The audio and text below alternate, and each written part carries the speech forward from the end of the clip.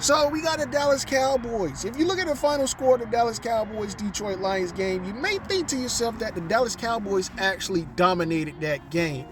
But you will be fooling yourself. They did not dominate. For the first 3 quarters, they actually struggled. In order to dominate a game, for the entirety of the game, you gotta look like the other team doesn't stand a chance against you.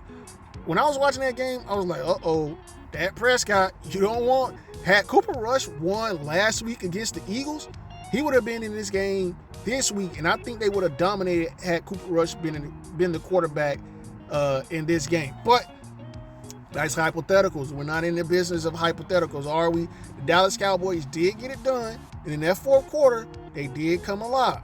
So, gotta give them respect right there, because this is one of those games that they could have just easily said, man, we were supposed to beat the Eagles last week, even though I think the Eagles dominated that game, even though the final score doesn't show it. But that's neither here nor there, man. The Dallas Cowboys did what they were supposed to do. Beat the Lions. Didn't slip up, but it looked like they were. So with that being said, can't give them the benefit of the doubt 2 straight weeks over the Giants. The Giants are playing better than them. Also, too, they got more wins and less losses. So last week I gave them the benefit of the doubt only because the Dallas Cowboys lost to the hottest team, the best team in the NFL, that is the Eagles. So I was like, you know what? Since the Giants need to do a little bit more, I'm gonna give the Cowboys one more week. And since they played like they played against the Detroit Lions, one of the worst teams in the NFL, I'm like, no, gotta respect the Giants. The Giants are beating the teams that are placed in front of them, so I can't be mad at them for that. Now, you're probably thinking to yourself, they don't even have a Pro Bowl caliber wide receiver at the moment, so how are they that good? I'm still trying to figure that out too, each week that I feature them in my top 5.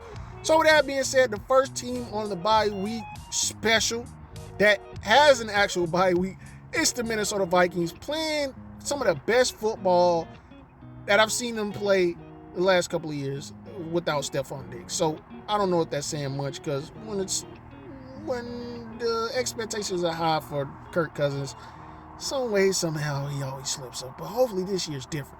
Now, the Buffalo Bills always beat the Chiefs in the regular season. Once the playoffs roll around, they lose. Hopefully this year is different. The second team, the number 2 team, but the second team with the bye week, the Buffalo Bills. You may be asking yourself, why is this Sunday not as hype as the first 6 Sundays of the season? It's because all of the top 3 teams aren't playing today. But it'll be different next week. So make sure you guys go to subscribe to the channel and turn on post notifications for the next release of my power rankings, man. Hopefully you guys enjoy these power ranking videos. I enjoy doing them a lot.